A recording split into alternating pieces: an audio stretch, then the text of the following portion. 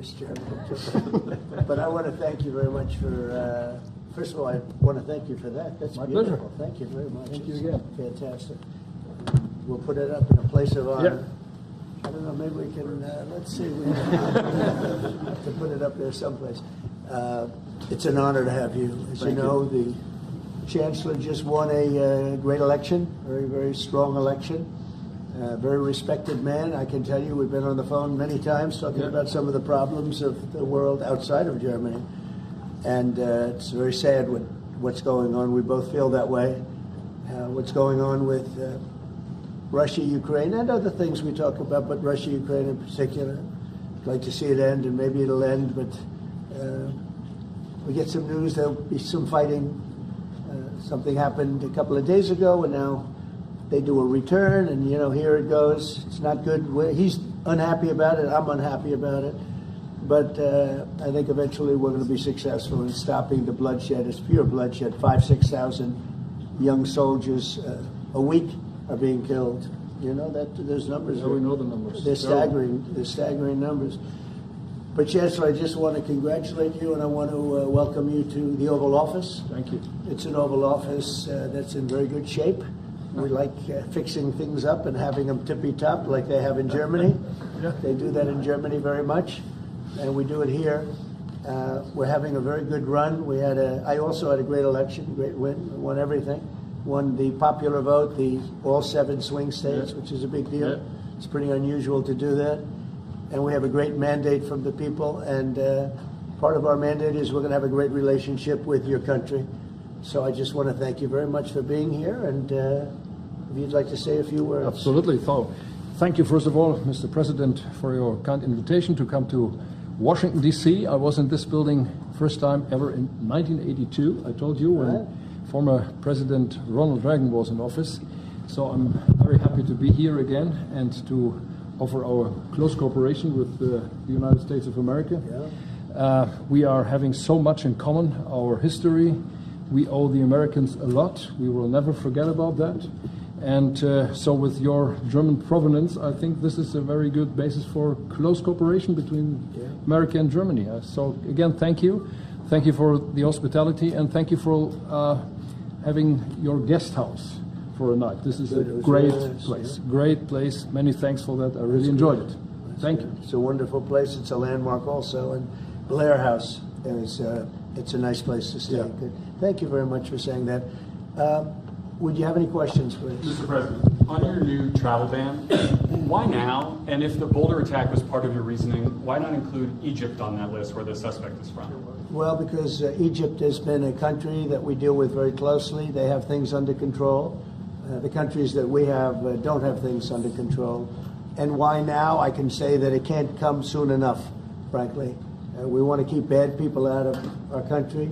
The Biden administration allowed some horrendous people, and we're getting them out one by one, and we're not stopping until we get them out. We have thousands of murderers. I even hate to say this in front of the Chancellor. Of course, you have a little problem, too, with some of the people that were allowed into your country. It's not your fault. It's not your fault. It shouldn't have happened. I told her it shouldn't have happened, what she did. But you have your own difficulty with that, and we do, and we're moving them out, and we're moving them out very strongly. But it can't come fast enough. We want to get them out. We want to get them out now. We don't want to have other bad people coming into our country. But using the word bad, I'm being nice. Okay, the Democrats say it's a distraction, Mr. President. You put out on Truth Social a post regarding your conversation with President Xi. Right. Can you talk about whether or not you feel that trade talks, trade relations are back on track after appearing to be a little bit off track last week? A little bit off track. It was only the complexity. It's pretty complex stuff. We had a very good conversation with President Xi a little while ago, just before your arrival. In fact, we just hung up, and they said, "You're here." I said, "That's pretty good." Two great leaders of the world in a very short period of time. We had a very good talk, and we've straightened out any complexity. It's very complex stuff, and we straightened it out. The agreement was we're going to have Scott and Howard and Jameson will be going and meeting with their top people. continue it forward. But no, I think we have everything. I think we're in very good shape with China and the trade deal. We have a deal with China, as you know, but we were straightening out some of the points, having to do mostly with rare earth, magnets, and some other things. So those reduced trade tariff rates, they remain in effect? Yeah, we have the deal. I mean, we've had a deal. We announced the deal, and we'll be, I guess you could say, I wouldn't even say finalizing it up, Scott. I would say we have a deal, and we're going to just make sure that everybody understands what the deal is. Okay? We had a really good conversation. By the way, he invited me to China, and I invited him here. We've both accepted. So I'll be going there with the First Lady at a certain point, and he'll be coming here, hopefully, with the First Lady of China. Did you talk about the Chinese students? Are you allowing them to come to the U.S.? No, Chinese students are coming. No problem. No problem. Okay, It's our honor to have them, frankly. Look, we want to have foreign students, but we want them to be checked. You know, in the case of Harvard and Columbia and others, all we want to do is see their list. There's no problem with that. This is anybody outside of our country, international students, because when we see some of the people that we've been watching, we say, where do these people come from? How is that possible? No, we want to have foreign students come. We're very honored by it, but we want to see their list. Harvard didn't want to give us the list. They're going to be giving us the list now. I think they're starting to behave, actually, if you want to know the truth. Okay. Mr. President. On Russia, are you willing to put more pressure on Putin to end the war by imposing new sanctions on Russia and also on China? Well, remember, I'm the one that ended Nord Stream 2, going to a place called Germany, come to think of it. I'm sorry I did that. I don't know. But I ended Nord Stream 2. Nobody else did. And then when Biden came in, he immediately approved it. That's the largest, essentially the largest pipeline in the world, going to Germany and other countries. And by the way, we have so much oil and gas, you will not be able to buy it all. I mean, you literally, we have so much, and I hope we're going to make that a part of our trade deal because we have more than anybody else. We have actually the most, by far in the world, probably double what anyone else has. So we'll work on that. I'm sure that's something we'll discuss today. Mr. President. What do you expect from Germany, and what do you expect from the Chancellor? Well, first of all, I'm glad to meet because I've been dealing with the Chancellor, and he's a very good man to deal with. He's difficult, I would say. Can I say that? It's a positive. Go ahead. You wouldn't want me to say you're easy, right? No. Yeah, he's a very great representative of Germany. I think all we want is just going to have a good relationship. The rest will just sort of follow very easily. We'll have a good trade deal. I mean, I guess that will be mostly determined by the European Union, but you're a very big part of that, so you'll be involved. But we'll end up hopefully with a trade deal, or we'll do something. You know, we'll do the tariffs. I mean, I'm okay with the tariffs, or we make a deal with the trade, and I guess that's what we're discussing now. Mr. President. Mr. President. Back there, please. Go ahead. Mr. President? Okay. Is Germany doing enough on defense, Mr. President? Is Germany doing enough on defense? What? Defense spending.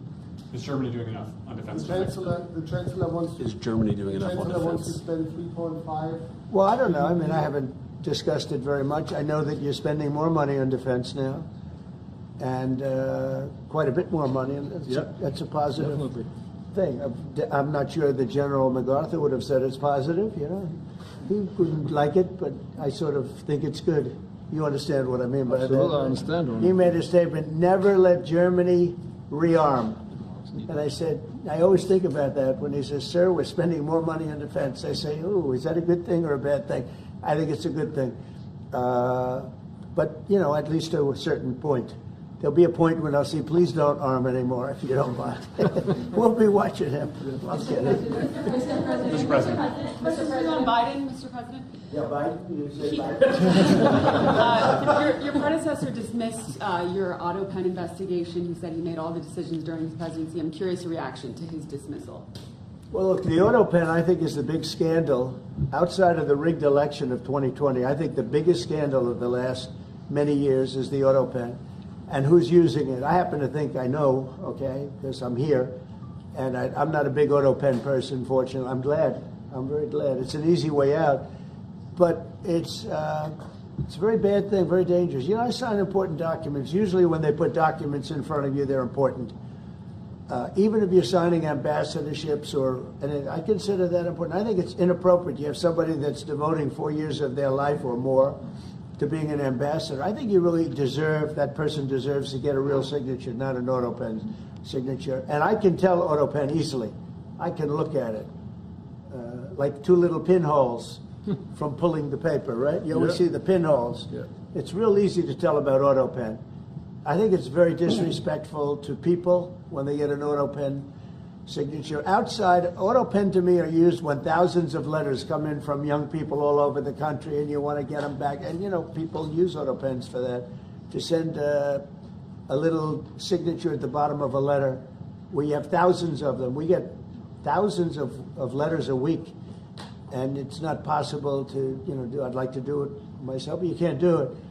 To me, that's where auto pens start and stop. But I'm sure that he didn't know many of the things. Look, he was never for open borders. He was never for transgender for everybody. He was never for men playing in women's sports. I mean, he changed. I mean, all of these things that changed so radically. I don't think he had any idea that frankly, I said it during the debate and I say it now, he didn't have much of an idea what was going on. Mr. President, he shouldn't be. I mean, essentially, whoever used the auto pen was the president. And that is wrong, it's illegal, it's so bad, and it's so disrespectful to our country. Mr. President. Mr. President, will you leave your troops in Germany? And if I may ask a question to the Chancellor to answer in German for the German audience. How has your first encounter been? The answer is yes. We'll talk about that. But if they'd like to have them there, we have a lot of them, about 45,000. It's a lot of troops. It's a city when you think of it. That's good economic development. They're highly paid troops, and they spend a lot of money in Germany. But the relationship with Germany is very important. Yeah, we'll be doing that. No problem. May I say a few words in German to the German public? So, danke für die Frage. Wir sind hier im Weißen Haus und ich bedanke mich beim Präsidenten für den sehr freundlichen Empfang im Oval Office in diesem weltweit bekannten Raum. Ich freue mich sehr, hier zu sein und wir bereiten eine Vertiefung unserer Zusammenarbeit vor. Ich freue mich sehr darüber.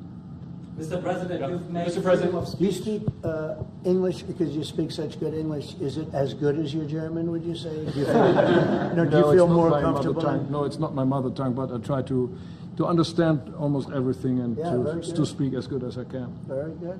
That's Mr. President, you've made it's an achievement, actually. Mr. President, can I follow up on the auto pen? Thank you, Mr. President. The criticism that I've seen, and I'm sure you've seen, regarding Elon Musk and your big, beautiful bill, what's your reaction to that? Do you think it in any way hurts passage in the Senate, which, of course, what is you're seeking? Well, look, I've always liked Elon, and it's always very surprised. You saw the words he had for me, and he hasn't said anything about me that's bad. I'd rather have him criticize me than the bill, because the bill is incredible. It's the biggest cut in the history of our country. We've never cut. It's about 1.6 trillion in cuts. It's the biggest tax cut. You would say, people's taxes will go way down, but it's the biggest tax cut in history. It's we are doing things in that bill that are unbelievable. And when you look at what we're doing for small businesses, for people, for middle-income people, all of the things that we're doing, nobody's ever seen anything like it. And, Elon's upset because we took the EV mandate, and, which was a lot of money for electric vehicles. And, they're having a hard time, the electric vehicles. And they want us to pay billions of dollars in subsidy. And, Elon knew this from the beginning. He knew it for a long time ago. That's been in there. That's been, I would say, JD, that hasn't changed. That's been right from the beginning, Mr. Secretary, that hasn't changed at all, right from the beginning. But I know that disturbed him. He wanted, and rightfully, he recommended somebody from that he, I guess, knew very well. I'm sure he respected him, but to run NASA, and I didn't think it was appropriate. And he happened to be a Democrat, like totally Democrat. And I say, look, we won. We get certain privileges, and one of the privileges, we don't have to appoint a Democrat. NASA is very important. We have great people. General Kane is going to be picking somebody with our, we'll be checking them out, seeing, but he wanted that person, a certain person, and we said no. And I can understand why he's upset. Remember, he was here for a long time. You saw a man who was very happy when he stood behind the Oval desk, and even with the black eye, I said, "You want a little makeup? We'll get you a little makeup." But he said, "No, I don't think so," which is interesting and very nice. He wants to be who he is, so you could make that statement too, I guess. Look, Elon and I had a great relationship. I don't know if we will anymore. I was surprised because you were here. Everybody in this room practically was here as we had a wonderful send-off. He said wonderful things about me. You couldn't have nicer. Said the best things. He's worn the hat. Trump was right about everything. And I am right about the great, big, beautiful bill. We call it a great, big, beautiful bill because that's what it is. And again, biggest tax cuts in history, biggest economic development moves anywhere. We've never done anything like it. Business is spurred. And I don't know if you've seen the numbers, but the numbers came out. Even the CBO, which is run by Democrats, said that we're going to be doing, I'd like you to discuss it, the 2.8 trillion, that CBO. This is a group of people that are Democrats. They're very hostile to us. They just came out with phenomenal numbers, what it does. You want to mention that, Scott? Yes, sir. So what we've seen is we keep hearing from the CBO that there's going to be a large deficit from the bill, which we disagree with, but using the CBO scoring, they came out and scored the tariff revenue. We think it'll be the minimum of $2.8 trillion over the 10-year window, which actually puts the bill in surplus if you include the tariff revenue, which they won't do. It gives you a tremendous surplus, but we're not allowed to use that. For some reason, they say scoring. Nobody knows what scoring means. Maybe a couple of people, but nobody. Somebody sits in the background. They say, well, we're not going to allow that. They're not allowing other things that we have that are tremendously profitable for our country. But if you saw the other day, CNBC, they came out with numbers, and the people on the show, very good people, I've watched them for a long time, they couldn't believe the numbers, how good they are. The numbers were incredible, and that was personal income and also very low inflation. We have very low inflation. We're down to 2% now, and maybe even lower than that. And when I took it over, it was a mess. Remember, we had the worst inflation probably in the history of our country. They say 48 years, but let's say I think it's worse than that. So we had the worst inflation in the history of our country under the Biden administration. Now we're down to a beautiful number, 2%. You'd actually like to keep it there. Better than zero is 2%. It's going down maybe to 1%, and 1% is like perfect. That's perfect. You don't want to have zero for certain reasons that nobody is very interested to listen to. But we have almost perfect inflation. Grocery prices are down. Everything. Remember eggs? Eggs. We weren't going to buy another egg for the next 20 years. They were so expensive, right? Remember? You guys all hit me about eggs. Eggs have come down 400%. Everybody has eggs now. They're having eggs for breakfast again. But if you look at gasoline, very important. I think always the most important because it's the energy is the biggest factor. That's what happened. He screwed up our energy policy, and everything went up because energy went up. But now energy is way down, and they have states where you're at $1.98 a gallon for gasoline. So the costs have come way down, and one of the things I ran on was that. I ran on the border. We have the best border in the history of our country, 99.99%. It was last week, 3 people came in, 2 of them for medical reasons. We let them in because one of them had a heart attack. I think that was a nice thing to do, and one of them had something else. So we've never I had very good numbers for 4 years, but we really topped it. And I want to thank Christie and Tom Homan. They've done a fantastic job. But nobody mentions that anymore. Remember, a few months ago, the border was a total disaster. People were coming in by the hundreds of thousands of people a day, a week, a month. I mean, we had a month, 2 million people came in 1 month. The border was being overrun, and a lot of bad people, criminals, murderers, drug dealers. We had some of the worst people in the world coming in from all over the world. It's totally closed. And you know what? People are coming into our country, but they're coming in legally. So we've done a great job. Elon knew that. Elon endorsed me very strongly. He actually went up and campaigned for me. I think I would have won. Susie would say I would have won Pennsylvania easily anyway, even if the governor ran, the real governor, not the governor from Minnesota, he's a sick puppy, that guy. That poor guy, I feel sorry for him. But they made a bad choice with him. But if you pick Shapiro or anybody else, I spoke to him recently about his house being set on fire, which was terrible. But if they picked him, I would have won Pennsylvania. I won it by a lot. But I'm very disappointed because Elon knew the inner workings of this bill better than almost anybody sitting here, better than you people. He knew everything about it. He had no problem with it. All of a sudden he had a problem. And he only developed the problem when he found out that we're going to have to cut the EV mandate, because that's billions and billions of dollars. And it really is unfair. We want to have cars of all types. Electric, we want to have electric, but we want to have a gasoline, combustion. We want to have different. We want to have hybrids. We want to have we want to be able to sell everything.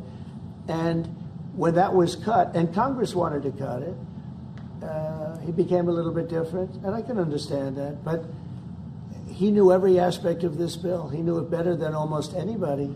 And he never had a problem until right after he left. And if you saw the statements he made about me, which I'm sure you can get very easily, it's very fresh on tape. He said the most beautiful things about me. And he hasn't said bad about me personally, but I'm sure that'll be next. But I'm very disappointed in Elon. I've helped Elon a lot.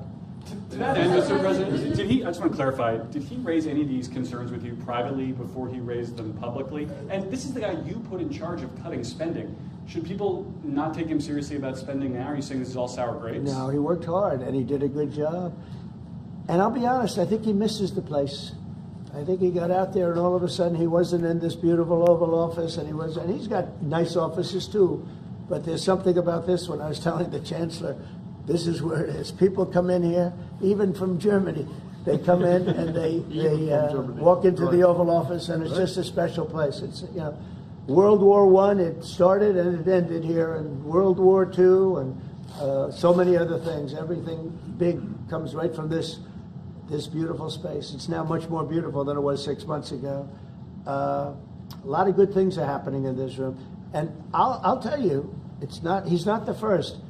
People leave my administration and they love us, and then at some point they miss it so badly, and some of them embrace it and some of them actually become hostile. I don't know what it is. It's sort of Trump derangement syndrome, I guess they call it, but we have it with others too. They leave and they wake up in the morning and the glamour's gone, the whole world is different, and they become hostile. I don't know what it is. Someday you'll write a book about it and you'll let us know. Yeah. Mr. President, speaking of ending wars in this room, you were very critical of Vladimir Putin a couple of days ago. What kind of play is he playing from your perspective? What are his... Well, look, he got hit. He's been doing hitting, so I understand it. But he got hit hard, and I don't think he's playing games. I think I've always said he wanted the whole thing. I thought he wanted the entire, everything having to do with Ukraine. That's something that would have never happened if I were president. The election was rigged. I didn't get to be president, but I got to be president now. And I think it's a much more important presidency. Other than a couple of things like that, the war would have never happened. The war with Ukraine, with Putin, would have never happened, ever, not even a chance. And it didn't happen for 4 years. And it wasn't thought of. I used to talk to him about Ukraine a lot. It was the apple of his eye, but he would have never done what he did. And I think mistakes were made by him, but I think mistakes were made by other people. The president should have never allowed that war. Biden should have never allowed that war to happen. If you had the right guy in here, that war would have never happened. Israel would have never happened with Hamas. That would have never happened. The attack on Israel would have never happened because Iran was broke. They had no money. They had no money to give to Hamas or Hezbollah or anybody else. And all of that would have never happened. Inflation wouldn't have happened. It was caused mostly by energy. And the Biden administration messed up my great energy policy. We were down into the $1.90 a gallon, and it would have never happened. It was caused by energy and their bad spending on the Green New Scam and other things that they spent on. But all of those things would have never happened. But maybe most importantly, the war, Chancellor, with Russia would never have happened with Ukraine. It was something that would have, you know, I dealt with Putin a lot. There was no chance, zero. And you know, a lot of people say, how do you know? For 4 years it didn't happen. There was never a chance of it happening. And he understood the consequences. Now, it's a shame. And when you see all of those people, they came out with a report today that millions of people have died, much more than people thought. And I've been saying that for a long time. The amount of death in that war is far greater than the news has been reporting, or than, frankly, that either side has been reporting. It's a very sad thing. And I can tell you, just speaking for the Chancellor, because we speak about it, he feels the same way. He wants to see it ended. Would you like to say something? Absolutely. And I'm here, Mr. President, to talk with you later on how we could contribute to that goal. And we all are looking for measures and for instruments to bring this terrible war to an end. And may I remind you that we are having June 6th tomorrow. This is D-Day anniversary, when the Americans once ended a war in Europe. And I think this is in your hand in specific, in ours. That was not a pleasant day for you? No, that was not a pleasant... This was not a great in the day. long run, Mr. President, this was the liberation of my country from Nazi dictatorship. That's true. That's true. And we know what we owe you. But this is the reason why I'm saying that America is, again, in a very strong position to do something on this war and ending this war. So let's talk about what we can do jointly, and we are ready to do what we can. And you know that we gave support to Ukraine, and that we are looking for more pressure on Russia. The European Union did, and we should talk about that. We will talk about it. And, Yeah. you know, it's good timing. The numbers for our country are through the roof, the economic numbers, because of the election and because of tariffs and other things, a lot of things. But we've had some of the best numbers we've ever had. They were reported yesterday, the day before, and even today. Country's doing really well. I think that one of the things you'd be most interested in is that 6 months ago, we were having a hard time getting anybody to join our military. I mean, they just couldn't do it. The numbers were record low. We couldn't get people to join the military. It wasn't me. This was before I got there, the past administration. But 6 months ago, a year ago, the numbers were record low. You couldn't get them to join. That included the police. And you couldn't get them to join. Now, we just hit the highest number in the history of our country, we think, but very close, but the highest in the history of our country, recruitment, joining the Army, Navy, Air Force, Marines, Coast Guard, police forces all over the country. What did you do for that? What was the reason? Spirit. They love our country again. You know? You're going to do the same thing. Spirit. We have great spirit is back in our country, and it's very simple. You know, it was only, Susie, 6 months ago, right, that you got reports. You're the one that released them, that you couldn't get anybody to join the military, and now we're stocked. Every service now is packed, and we have waiting lists of people trying to get in, as good as we've ever had in the history of our country. So that's an honor. That's a great honor. Yeah. Mr. President, on the war. You've asked. You've had enough. Go ahead. Mr. President, so would you consider to put more sanctions on Russia? Because this discussion is going on now for weeks and months, and you tweeted about it once, but then nothing happens. So yeah, when I see the moment when we're not going to make a deal, when this thing won't stop, at that moment, yeah, it's in my brain, the deadline. When I see the moment where it's not going to stop, and I'm sure you're going to do the same thing, will be very, very, very tough. And it could be on both countries, to be honest. You know, it takes two to tango. But we're going to be very tough. Whether it's Russia or anybody else, we're going to be very tough. That's a bloodbath that's going on over there. And when I see the moment where I say, well, they're going to just keep fighting. You know, I gave the analogy yesterday when I spoke to President Putin. I had a 2-hour and 15-minute call with him. Sometimes, and this is me speaking maybe in a negative sense, but sometimes you see two young children fighting like crazy. They hate each other, and they're fighting in a park. and you try and pull them apart. They don't want to be pulled. Sometimes you're better off letting them fight for a while and then pulling them apart. And I gave that analogy to Putin yesterday. I said, President, maybe you're going to have to keep fighting and suffering a lot, because both sides are suffering, before you pull them apart, before they're able to be pulled apart. But it's a pretty known analogy. You have two kids, they fight. Sometimes you let them fight for a little while. You see it in hockey, you see it in sports. The referees let them go for a couple of seconds, let them go for a little while before you pull them apart. And maybe, and I said it, and maybe that's a negative because we're saying go, but a lot of bad blood. There's some bad blood between the two. I have to deal with it, and the Chancellor has to deal with it. It's incredible. The level of, there's a great hatred between those two men, but between the warring parties. Great hatred. You say and believe apparently that there is no immediate peace. What? That there is no immediate peace. There will be no. Well, I can't. I'd love to have immediate if I could. But why? If I could, but we don't have immediate. You know, it's like I'd love to have that. I'd like it to start right now. We would leave a room if we knew the war could end. We'd say, forget about you guys. Forget about trade. Right? Yeah. We'd say, let's go settle it. There's some additional fighting that's going to go on. You know, he attacked and they attacked pretty harshly. They went deep into Russia, and he actually told me. I mean, I made it very clear. He said we have no choice but to attack based on that, and it's probably not going to be pretty. I don't like it. I said, don't do it. You shouldn't do it. You should stop it. But again, there's a lot of hatred, and you know, I'm very proud of the fact that with India and Pakistan, I was able to stop that. And those are nuclear powers, and that was getting close to being out of hand. And I spoke to some very talented people on both sides, very good people on both sides. And I said, you know, we're dealing with you on trade, Pakistan and India right now. I said, we're not going to deal with you on trade if you're going to go shooting each other and whipping out nuclear weapons that maybe even affect us. Because, you know, that nuclear dust blows across oceans very quickly.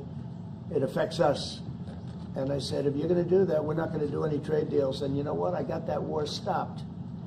Now, I hope we don't go back and we find out that they started, but I don't think they will. They were both good. They were well represented. I want to congratulate both countries because, as you know, the leader of India, who's a great guy, was here a few weeks ago. We had some great talks. We're doing a trade deal. And Pakistan, likewise, they have very strong leadership. Some people won't like when I say that, but, you know, it is what it is. And they stopped that war. Now, am I going to get credit? I'll never get credit for anything. They don't give me credit for anything. But nobody else could have done it. I stopped it. I was very proud of that. I wish we could do the same thing with Ukraine and Russia. And at some point it'll happen. I believe that. And if it doesn't happen, or if I see somebody's out of line, if Russia's out of line, you'll be amazed how tough. Remember this. They like to say that I'm not friends with anybody. I'm friends with you. I'm not friends with them. I want the right thing to happen for our country, for everybody, for humanity. But I'm the one that stopped the pipeline. It's called Nord Stream 2. Until I came along, nobody ever heard, not one person in this room ever heard of Nord Stream 2. You probably did, yes, because it went to Germany. He's the only one knowing that this was a mistake. But I stopped him. I stopped it. Yeah, and you've said that openly. Yeah. It was a mistake because, and I used to go with Angela. I'd say, well, wait a minute. We're spending all this money to defend you against Russia, and then you're giving Russia billions of dollars a month. What kind of a deal is that? You know, which was. But you said it better than anybody else. I appreciate it. But I'm the one that stopped it. And that was the biggest economic development job, if you want to call it that, in the history, think of it, in the history of Russia. That was a massive, it's the biggest pipeline in the world. Going to go all over Europe, not only to Germany. You know, they were Germany, but then they were branching off all over to Europe. Nobody ever heard of, not one person of you heard of it. And I stopped it. It was dead. And then they say, I'm friends with Putin. I got along with him. He respected me, I respected him. It would have never happened. But I stopped Nord Stream 2. When Biden came in, almost the first week, he approved it. He let it be built. And then they say that I wasn't tough on Russia. Putin said to me, you know, you're not tough on Russia. You stopped the biggest, most important job we've ever done. You stopped it. And Biden came in and he let it be built. And I'll tell you what, I'll never forget the day I had it totally stopped. They weren't building. They gave up on it. They weren't able to. And then Biden came in and he let him build. I couldn't believe it. Okay, one or two questions more, please. Any questions? Any question for the Chancellor? Go ahead, for the Chancellor. That would be one. I like his answers much better. Will you continue to support Ukraine? Yeah, I'm with Ukraine. We just signed a big deal on rare earth with Ukraine, and we want to. I want to. You know what? I'm for stopping killing. Really, that's what I'm for. Again, a war that would have never started, should have never started. I want to see the killing stop. We spent $350 billion, much more than Europe, but Europe spent a lot also. And they spent way over $100 billion. Yeah. So you're talking about close to $500 billion went into that whole thing. And it's not even the money, and I know with you too, it's a lot of money, but it's the death that's being caused. We went to the Middle East. I went last week to the Middle East. We took in $5.1 trillion. That's many, many times. That's 30, 40 times, 50 times more than what we're talking about. It's think of that, $5.1 trillion of investment with one trip that lasted 4 days. So it's not the money. It's a little bit of money, but not the money, the big thing. The big thing is the death. The death of, and really the decimation. You've lost a whole culture. You know, Ukraine had the most beautiful turrets. They call them turrets, the little towers, beautiful towers, the most beautiful in the world. They're all now laying on their side, blown to smithereens. It'll never happen again. They've taken away the culture of a country. They've taken away the heritage of a country. It's a terrible thing. But most importantly, again, is the death. 5,000 plus people a week, soldiers, are being killed. He doesn't want that, and I don't want that. One more. Yeah, please. Thank you. Mr. President, do you support the Graham bill on putting high tariffs on China? I haven't looked at it, but they'll be guided by me. That's the way it's supposed to be. They're going to be guided by me. No, I haven't looked at it. It's a bill on sanctions, etc. I'm a very quick study. At the right time, I'll do what I want to do. But it could very well be okay. I'll have to see. But they're waiting for me to decide on what to do, and I'll know maybe very soon. It's a harsh bill. Yeah, very harsh. How about one more on the auto pen, Mr. President? We'll take one more on the auto pen. Yeah, I would like to have a question to the Chancellor as well, because do you agree with the analogy the President made on the war between Russia and Ukraine as being a fight between two kids? Is that how you view that as well? And what do you actually want the US President to do in this? Well, I think we both agree on this war and how terrible this war is going on. And we are both looking for ways to stop it very soon. And I told the President before we came in that he is the key person in the world who can really do that now by putting pressure on Russia. And we will have this debate later on again, how we can proceed jointly between the Europeans and the Americans.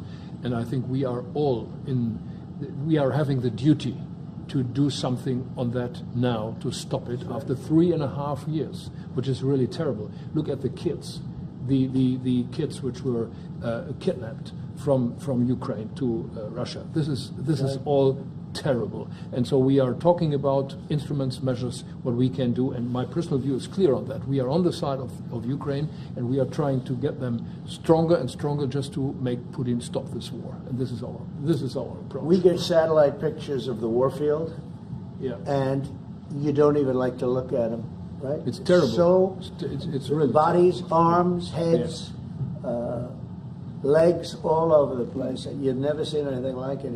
It's so ridiculous. And this is only by Russian weapons against Ukraine. This had never happened with Ukraine weapons against Russia. Never. Ukraine is only targeting military targets, not civilians, not private, not energy infrastructure. So this is the difference, and that's the reason why we are trying to do more on Russia, how to stop this war. Well, in this case, I'm talking about the battlefield, you know, the soldiers on soldiers. But you could also say that too with the cities. Yep. You know, the cities are Yep. being hit also. So it's a terrible, terrible thing. Right? One, somebody said autopen. Did I hear the word autopen? I was just curious. Because I think it's the biggest scandal maybe in the last 100 years in this country. So when I hear that word, I think it has to be discussed because the fake news will try and hide it, and we can't do that. Well, that's Go what I'm ahead. asking. Have you uncovered any evidence that anything specific was signed without President Biden's knowledge or by other people in the administration acting illegally? Well, I don't think Biden would know whether or not he signed it. I'm asking if you've uncovered any of that information. No, but I've uncovered, the human mind. I was in a debate with the human mind, and I didn't think he knew what the hell he was doing. So, it's just one of those things, one of those problems. We can't ever allow that to happen to our country. The danger our country was in, and I know some of the people that worked with him, radical left, horrible people. And I could give you the name of some of the people that used the autopen, because I'm here, and I ask questions about people that were here also. There are a lot of people that were here when that happened, and they're here right now, and they'll answer your question very accurately. But I know some of the people that use that autopen, and those are not the people that had the same ideology as Joe Biden. These were radical left lunatics that used that, and they didn't get elected. He didn't get elected either, actually. Thank you very much, everybody. Thank you guys. Thanks, guys. Thank you very much. Thanks, guys. Thanks, everybody.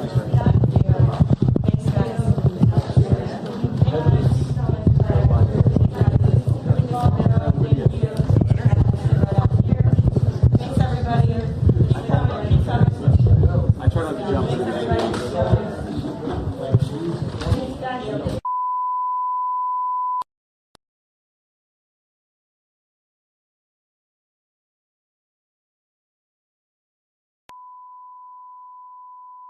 This is the primary audio circuit for the Reuters live service.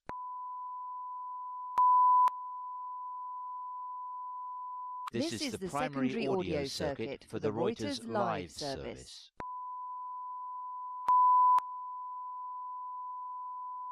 This is the primary audio circuit for the Reuters live service.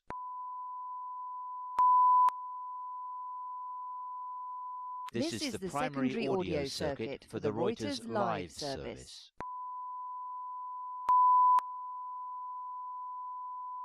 This is the primary audio circuit for the Reuters live service.